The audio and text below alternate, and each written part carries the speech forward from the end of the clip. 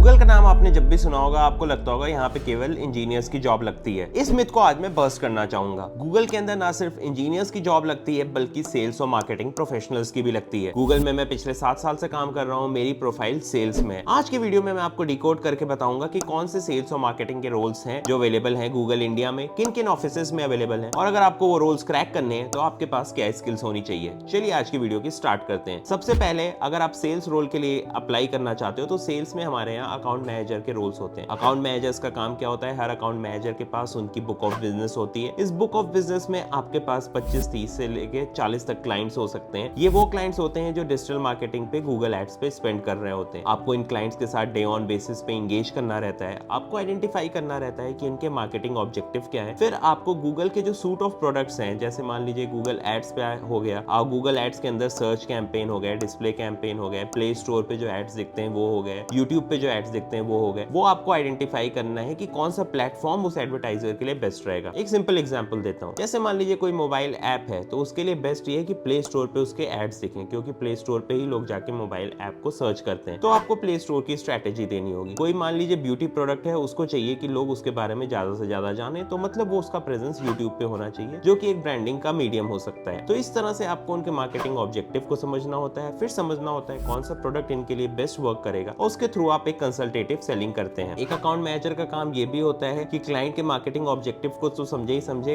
Internal Google के अंदर जितनी भी हमारी प्रोडक्ट टीम्स हैं उनको रीच आउट करें, उनको सेल्स का फीडबैक दे कि मार्केट में ये प्रोडक्ट चल रहा है, इस प्रोडक्ट में ये चैलेंजेस हैं, जिससे वो प्रोडक्ट को वापस से जाके रिवायर करके और बेटर करके फिर से लॉन्च कर सकें। ये तो हो गए आपके सेल्स वाले रोल। सेल्स के अलावा कुछ प्री सेल्स के रोल होते हैं कि अगर आप एज अ सेल्स रिप्रेजेंटेटिव जा रहे हो तो जरूरी नहीं कि आपको सारी चीजें हैं, कहीं कहीं कुछ टेक्निकल चीजें होती हैं जहां पे आपको हो सकता है उतनी एक्सपर्टीज ना हो। तो कुछ कुछ टीम्स होती हैं जिनको हम इंटरनली कहते हैं जीटेक, तो वहां पे वो टेक्निकल साइड के हमें एक्सपर्टीज प्रोवाइड करती हैं। कोई रिलेवेंट डैशबोर्ड बनाना हो क्लाइंट के लिए, क्लाइंट के एनालिटिक्स में कुछ इशू हो, ये सारी चीजें ये टीम आके ट्रबल शूट करती है। इसमें भी कुछ इंजीनियर्स होते हैं, कुछ एमबीए प्रोफेशनल्स होते हैं जिनकी एनालिटिक्स और डेटा की जो स्किल होती है वो बहुत अच्छी होती है। अब आते हैं मार्केटिंग रोल्स पे। मार्केटिंग रोल्स जो गूगल के अंदर होते हैं, ये वो रोल्स होते हैं जो गूगल के प्रोडक्ट को बाहर मार्केट करते हैं। जैसे मान लीजिए जीपे है, तो जीपे की जो मार्केटिंग टीम होगी वो जीपे के जितने एडवर्टाइजमेंट्स हैं उनको एग्जीक्यूट करेगी। जीपे में अगर कुछ फीचर फंक्शनैलिटी की रिक्वेस्ट करनी प्रोडक्ट टीम से, उसके साथ काम करेगी। जो मार्केटिंग एक्टिविटीज कैलेंडर्स प्लान करने हैं वो करेगी। अब आते हैं कि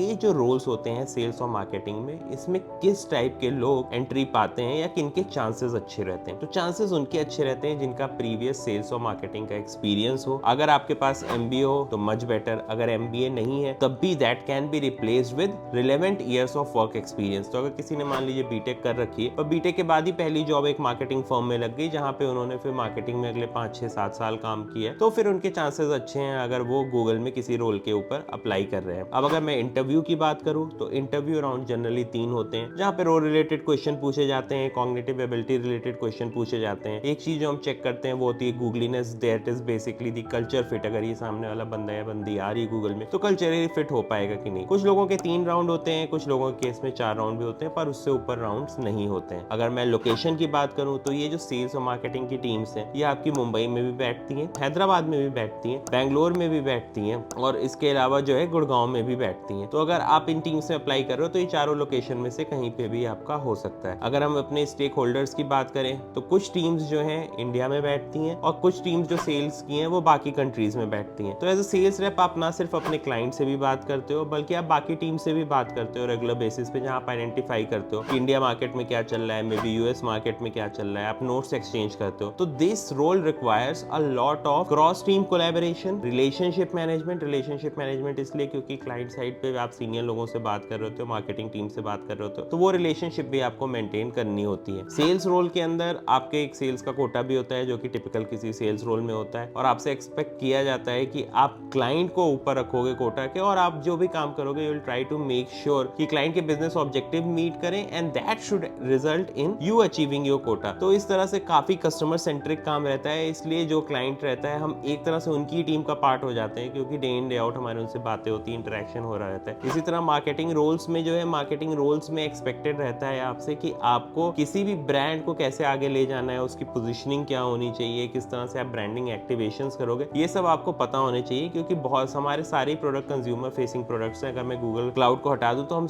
एक तरह से से डायरेक्ट टू कंज्यूमर अपने प्रोडक्ट्स लेके जाते हैं, बीट जीपे, जीमेल या गूगल मैप्स जो भी, तो आपको इसके लिए कस्टमर की सेंटिमेंट जानना आना चाहिए, कंज्यूमर को क्या चीजें चाहिए ये आपको पता होना चाहिए। तो ये तभी हो पाएगा अगर आप इस टाइप के किसी रोल में हो। अगर मैं फ्रेशर्स की बात करूँ तो फ्रेशर्स जनरली जो हायर होते हैं इन सारे रोल्स में, they are taken from B schools. तो अगर आप MBA कॉलेज से हो और आपके कॉलेज में Google is a campus recruiter, तो चांसेस हैं कि जो है if you get the shortlist then you will be allocated in one of these roles. I hope this information was useful और ये स्मिथ को बर्स्ट करती है कि केवल इंजीनियरिंग टैलेंट ही आ सकता है और बाकी कोई टैलेंट नहीं आ सकता, क्योंकि बहुत सी टीम्स हैं जहाँ पे नॉन इंजीनियरिंग वर्क होता है और बहुत सी ऐसी टीम्स हैं जहाँ पे अगर आप इंजीनियरिंग बैकग्राउंड से नहीं है तब भी आपके चांसेस इक्वली गुड है। और अगर आपको चेक करना है कि कौन से रोल्स अभी ओपन है तो माय करियर साइट है वो बेस्ट है, वहाँ पे आप जाके देख सकते हो। मैंने कुछ फ्री रिसोर्सेज जो सेल्स और मार्केटिंग रोल्स रिलेटेड है उनको डिस्क्रिप्शन में डाल दिया है, आप वहाँ से उन्हें देख के स्टडी कर सकते हो। सब्सक्राइब करें मेरे चैनल को फॉर मोर सच कंटेंट।